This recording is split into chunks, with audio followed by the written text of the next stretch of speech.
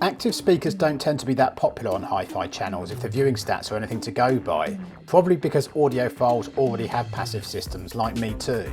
If you didn't know already that active speakers regularly and often achieve more than their passive counterparts with an amplifier factored into the price too, then you should, for all the technical reasons I've elaborated on before.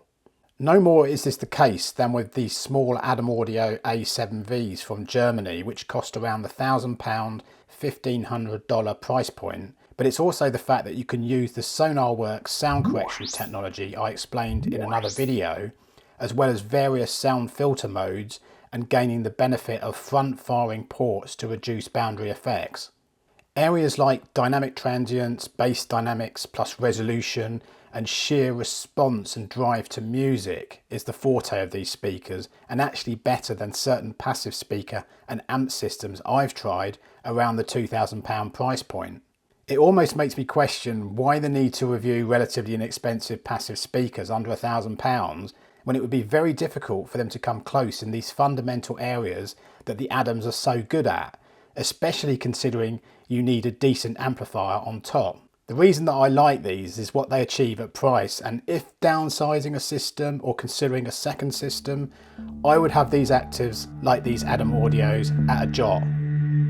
The $700, £600 S9C Pro reference DAC is one of those Chinese gems that comes along that does way more than it should at this price point as an audiophile hi-fi DAC. This is a product that has an aluminium case, it's got all the inputs and outputs you'll need, as well as a terrific headphone amp on board, and as I said, sounds better than some DACs I've reviewed that are double the price. It's not at all hard with treble, it has a deep dynamic bass, and it's a mid-centric DAC with a natural central image, but with nice wide sound staging.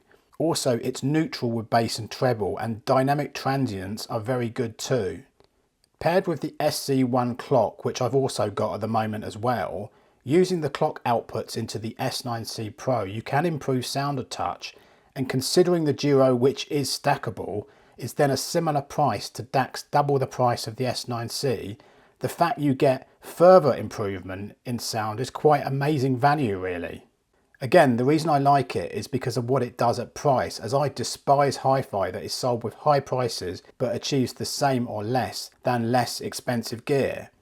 And then it gets propped up by reviews too keen to find positives when they don't really exist. DACs like this are really good enough to be considered by some as an endgame DAC. These Canadian speakers have just come in, and I know I've done lots of videos on them, but they are rather good. Without too much visiting of old ground, so I'll keep it short, I thought they are the improvers on PMC's Prodigy 5s, which are their price competitors in some territories. I also thought they are more natural and neutral speakers to those PMCs that have received so much praise in awards and reviews recently in the UK, and in my opinion, unfairly to some brands with next to no comparisons.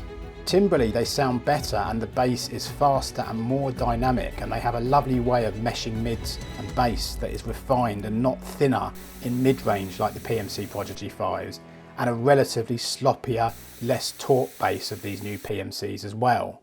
They are also the improvers on Buchart's S400 Mark IIs in my opinion, and I know the Buchart's are stand mount, but essentially you are occupying the same real estate floor space. These Bucharts are a similar ballpark price, again in some territories. I felt that the bass and treble integration is more accurate and tone is a little more neutral and less smooth and toned with these Totem Bison speakers. The Bucharts are still very nice, but against these Totems are more diffuse with tone and not as accurate with transient dynamics, which is probably down to the passive radiator and getting that right in combination with the room. A YouTube commenter on my channel also agreed with me in this respect and said my comments are spot on, but this comparison also points away from the direct selling model in this case.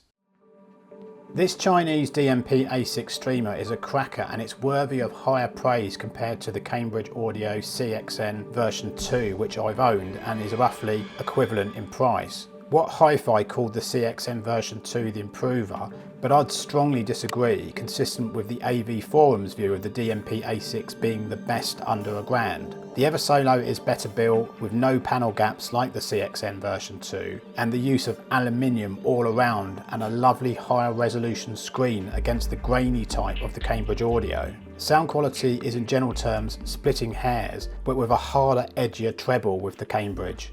I thought the Eversolo more balanced and of a sound quality of some more expensive DACs, and in this sense I'd give way more truck to its DAC being more balanced than looser descriptors around sound quality of the CXN DAC. It's not just this, it's the fact that you get bit perfect streams out of an Android interface like with Apple Music. Also that you can make the DMP A6 a server by adding a solid state drive, and maybe beyond all this, why this product piqued my interest, the pure joy of using the touchscreen and interface at a crazy price, room readiness, and mirroring that screen to a tablet or phone, and the ease of interfacing with music is why I liked it so much, also with the price and features in the mix. This is all way better than the CXN version 2, and the extent of software development and updates is accomplished too, with Eversolo being very proactive in this respect. The Cambridge app software is not a patch on Eversolo, so my advice is buy it with confidence. I also thought it better than the FiiO R7 so far as sound quality into a hi-fi system, and again in difference to another reviewer, but in that case it really is a use case issue as to how you will use it, and check the R7 video out that I made on this score. If you want to consistently get access to more of my thoughts, picks and preferences, I want to move to a Patreon model of all my opinions, especially as things change against great products I've already reviewed positively and for brands that are willing to loan gear. I've deliberately kept it low cost for everybody, and I think this is a better way of keeping reviews real for those who value honesty, while still keeping gear coming and offering those brands who loan gear the option of returns and no YouTube reviews if products aren't competitive. But I also don't want to be one of these reviewers who too loosely rates too much stuff, because that should set alarm bells ringing as to their credibility, and I deliberately go after high value for money hi-fi. Please sign up to make this sustainable and get access to more. I'm on a race to 300 paid subscribers to make it sustainable. I want Hi-Fi to be about you and getting you the best products rather than clickbait and just videos for the sake of it. So please help me achieve this, and let's keep Hi-Fi reviews real in 2024.